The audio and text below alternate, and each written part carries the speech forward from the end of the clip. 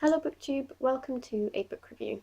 Today I would like to talk about a manga series called Mars, and that is by Fyumi Soryo.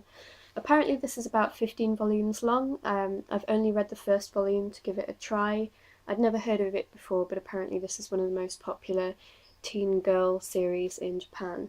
It's a teen high school romance drama series. It focuses on a guy and a girl called Ray and Kira, who are polar opposites but strike up an unlikely friendship. It's mainly told from Kira's perspective, who is kind of infatuated with Ray. That's really reflected in the title and the artwork. The artwork of him is very prominent and very heightened, and there are usually pictures of her looking up to him and her hugging him, her initiating contact, and generally her kind of being in awe of him.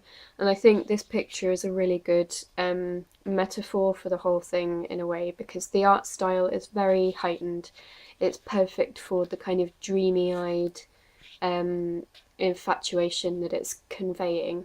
It doesn't look particularly deep or serious, but along with the brooding there is some serious life events that are going on.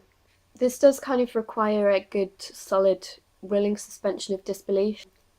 The main characters in this, although they're sort of outcasts, Kira is more of an outcast than Ray. Ray is more, he's popular, but he sets himself out from the crowd and does what he wants. Both of the characters hold very steadfast to their own morals and their own decisions, which at that age I think is really difficult, and a lot of people don't, and kind of are just desperately trying to fit in at that age. So I'm not sure how realistic that is, how many people do that. I certainly didn't at that age. I was terrified of not being like everybody else.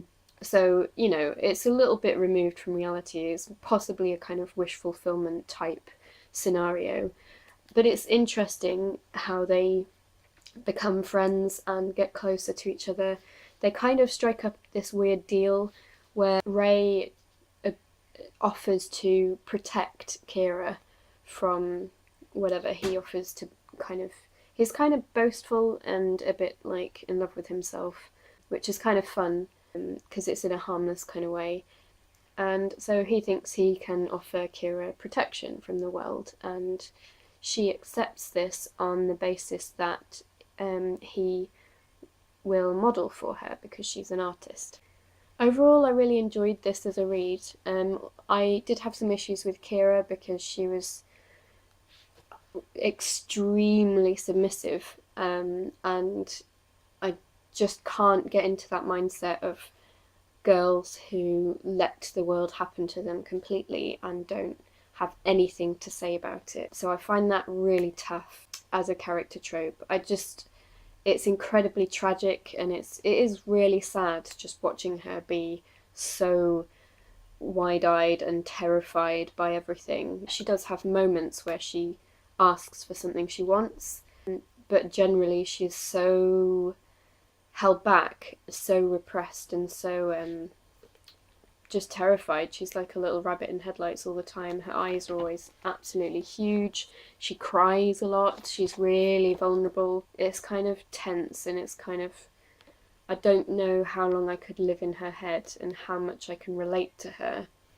There is a bully in this story who is kind of also a bit unbelievable because she's so extreme. I find it really tough to believe that people act like that now, and like in this day and age and in reality. It was published in 1996, so maybe there was more of that stuff then, but it feels almost like we're in the film Grease, and you know, people are just kind of weird caricatures. It's very new to me, this kind of thing, but I'd like to see where it goes, given that it's one of the most popular series ever, apparently. So yeah, those are my thoughts on Mars Volume 1. Give it a shot if you like young adult stuff, manga, high school dramas. It's very typical of that kind of genre, I think, and it does communicate a really strong vibe of that kind of time in your life. So if you feel like spending some time there, give this a shot. Thanks for watching. I will see you next time.